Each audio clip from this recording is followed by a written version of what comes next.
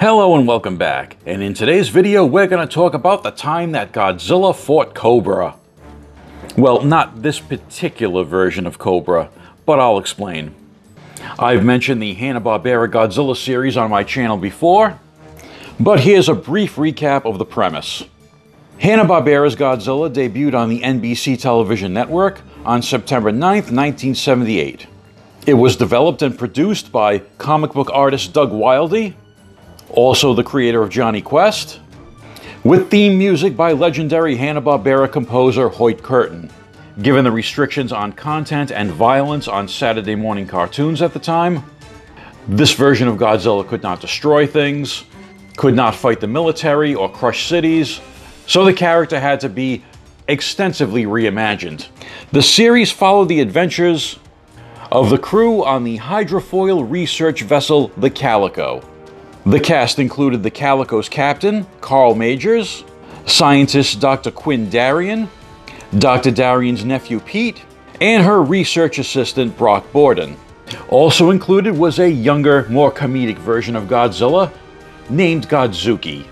If you're a fan of the Godzilla films, Godzuki would be the equivalent of Minilla or Baby Godzilla. If you're not a fan of Godzilla films but you're familiar with other cartoons, Godzuki is basically one of these guys. The crew of the Calico would travel the globe, encountering all manner of giant monsters, bizarre villains, and unexplained phenomena. When they encountered a problem they couldn't handle on their own, Captain Majors would press a special signal device on his belt, which would summon Godzilla out of the depths of the ocean to save the day. If the signal device was somehow broken or unavailable, Godzuki could let out a high-pitched cry that would also summon his giant counterpart. Besides his immense size and strength, this version of Godzilla could shoot flame breath like a dragon, and also shoot laser beams out of his eyes. Creatures able to shoot laser beams out of their eyes was sort of a thing with Hanna-Barbera. This version of Godzilla lasted 2 seasons, totaling 26 episodes. And as I said, much of what defined the original Japanese movie Godzilla was absent from this series. Except for one episode. That episode was called Island of Doom. It was the 12th episode of the 2nd season, airing on December 1st, 1979. And as I explain the premise of the episode, I'm going to have to do so using mostly stills from the animation. If I try to use too many clips, Godzilla's owners Toho would quickly copyright block my video worldwide. Let's begin.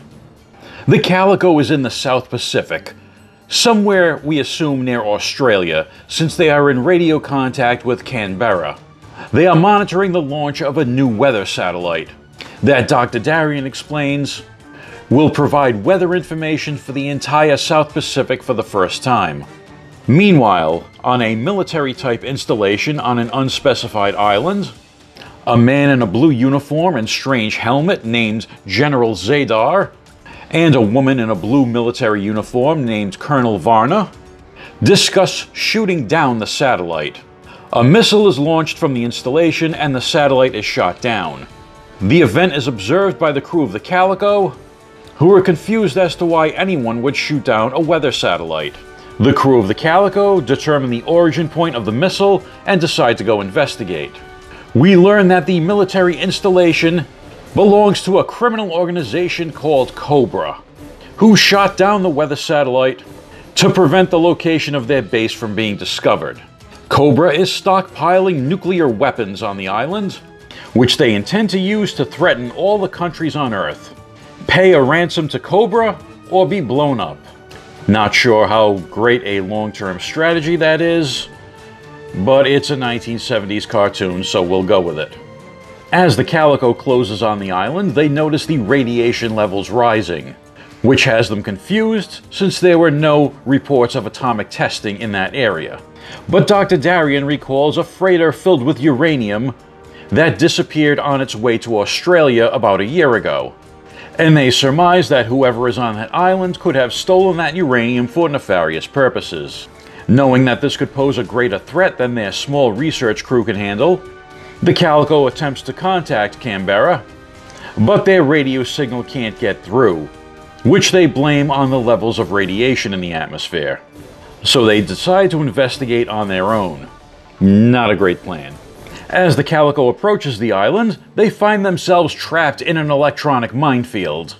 So Captain Majors presses his special signal device and calls Godzilla. After he emerges from the ocean, Pete instructs Godzuki to explain the situation to Godzilla. Apparently, Godzuki can understand English, but Godzilla can't. Yeah, we'll just go with it. So after understanding the problem, Godzilla scoops up all the mines and detonates them in his bare hands. Because he's Godzilla, and he can do that. With their way to the island now clear, Godzilla goes back to the ocean, and the Calico continues its journey. Captain Majors and Brock approach the island on a small outboard and discover the military installation, and Captain Majors recognizes the symbols on their uniforms. So that's it! That soldier's wearing the insignia of Cobra, the notorious international gang of criminals. Captain Majors and Brock sneak across the island and make their way to the nuclear reactor. Realizing the danger, the captain attempts to signal Godzilla again, but the signal is blocked by the radiation, and both men are taken prisoner. When the men don't return, Dr. Darien, Pete, and Godzuki do the only sensible thing and go to the island themselves. What's the worst that could happen? Well, the worst is that they're taken prisoner as well. Now all 5 of them are locked in a prison cell in a high tower.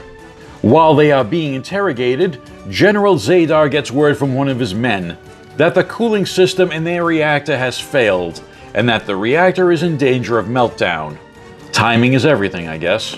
Understanding that if that reactor melts down, it would devastate the area, as well as, kill them all. They now need Godzilla's help more than ever. In the tower, Godzuki's cry is too far away from the ocean for Godzilla to hear. So he bends the bars and flies out to the ocean. Oh yeah, did I mention Godzuki can fly? Tell me how this character is at all aerodynamic. Anyway, the plan works. Godzilla rises from the ocean, Godzuki explains the situation, and Godzilla marches to the rescue.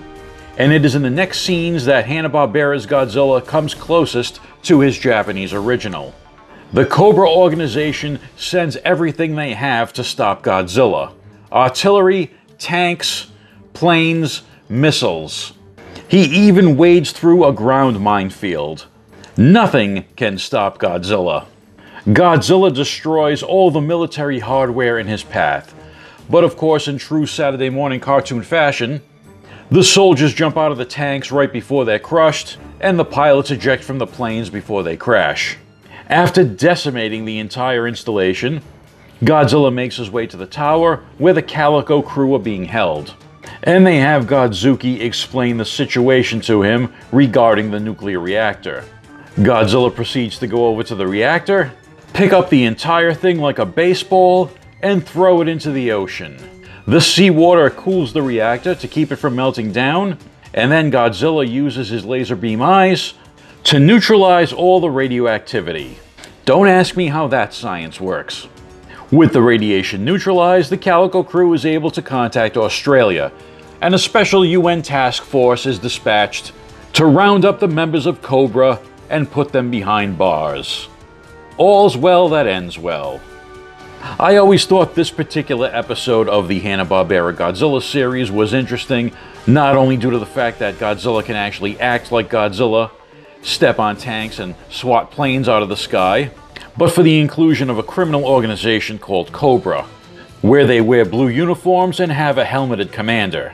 Now, I'm not saying the creators of G.I. Joe: A Real American Hero copied anything from this episode to create their version of Cobra. I think it's just an interesting coincidence. In fact, the version of Cobra that appeared in Godzilla isn't even the first instance of a criminal organization named Cobra. In 1976, DC Comics introduced the character of Cobra, spelled with a K, created by Jack Kirby. Cobra was the leader of a terrorist organization with a religious bent, often called the Cult of Cobra. The Cobra organization includes different specialized subsections, such as a group of ninja-like fanatics called the Black Adders. Marvel Comics also has a supervillain called Cobra, who was created in 1963 by Stan Lee and Don Heck. This supervillain gained powers due to the combination of a bite from a radioactive cobra and an experimental anti-venom. This Cobra became a member of a group of snake-themed supervillains called the Serpent Society, eventually becoming the leader of the group, taking the name King Cobra. Although snakes and serpents are revered by many cultures, throughout history they've also garnered negative connotations. From the Garden of Eden to the snake-haired Medusa to the legend of St. Patrick, snakes are often cast as villains. So it's not uncommon to see fictional universes creating snake-themed villains and villainous organizations. And due to its striking appearance with its giant hood, the Cobra is one of the snakes that is most often used for inspiration. That's it for this one, and if you're interested in watching the episode of Godzilla that I just discussed, it is available free to watch on YouTube. I will link it in the description below. Thanks for watching, and I'll see you in the next video.